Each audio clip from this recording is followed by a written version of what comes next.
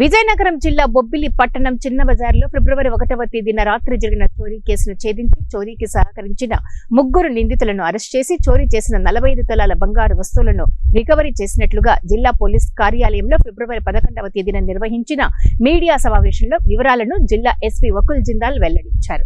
ఈ సందర్భంగా జిల్లా ఎస్పీ వకుల్ జిందాల్ మాట్లాడుతూ బొబ్బిలి పట్టణానికి చెందిన జ్యువెలరీ షాప్ యజమాని అయిన గ్రంథి రవికుమార్ ఫిబ్రవరి 2వ తేదీన బొబ్బిలి పోలీసులకు ఫిర్యాదు చేస్తూ తన ఇంటి తాళం గుర్తు తెలియని వ్యక్తులు పగలగొట్టి ఇంటిలోకి ప్రవేశించి బంగారు అడ్డానం, బంగారు గాజులు, బంగారు గొలుసులు, బంగారు బ్రాస్లెట్లు మరియు ఇతర బంగారు వస్తువులు చోరీకి పాల్పడినట్లుగా తెలపగా బొబ్బిలి పోలీసులు కేసు నమోదు చేసి దర్యాప్తు చేపట్టామన్నారు. ఈ కేసును ఛాలెంజింగ్ గా స్వీకరించి మిస్టరీని ఛేదించేందుకు బొబ్బిలి సిఐ కె సతీష్ కుమార్ ఆధ్వర్యంలో ప్రత్యేక బృందాలను ఏర్పాటు చేశామని జిల్లా ఎస్పీ వకుల్ జిందాల్ తెలిపారు. ఈ కేసులో క్రియాశీలకంగా పనిచేసిన Bobbili inspector K Satish Kumar, SI R Ramesh, ASI BV Ramana, constable Ramarao, Sriramulu, Srihari అప్పారావులను జిల్లా ఎస్పీ వకుల్ జిందాల్ అభినందించి ప్రశంసా పత్రాలను అందజేశారు. ఇంట్లో రాత్రి కొంతమంది చోరుబడి దాంట్లో అరౌండ్ 45 తులాస్ గోల్డ్ దొంగతనం చేయడం జరిగింది.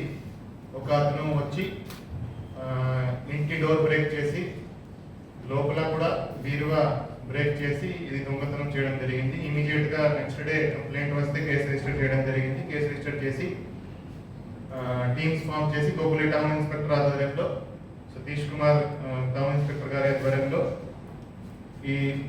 ఇది ఒక సవాల్గా తీసుకొని ఈ కేసులో ఇన్వెస్టిగేషన్ చేయడం జరిగింది.